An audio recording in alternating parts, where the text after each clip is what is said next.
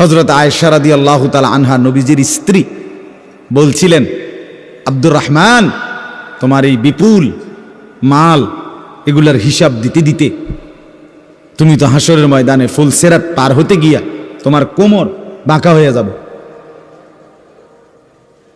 আমরা কিতাবে পড়ছি সাহাবী আব্দুর রহমান ইবনে আউফ, ওনার উট 100 উটের মাল মদিনার বাজারে পাইকারি চালান নামাইতেছিল। তখন উনি এই সময় শুনছে এই কথাইটা ওনার কানে আসছে, সাথে সাথে সবাইকে ডেকে বলছে, ব্যবসায়ীদেরকে, বাজারের লোকদেরকে, তোমরা সবাই সাক্ষী থাকো, আমি আব্দুর রহমান আল্লাহকে কসম করে সাক্ষী রেখে বললাম, এই 100 উট বোঝাই মাল সহ আমি আল্লাহর রাস্তায় সদকা করে দিলাম।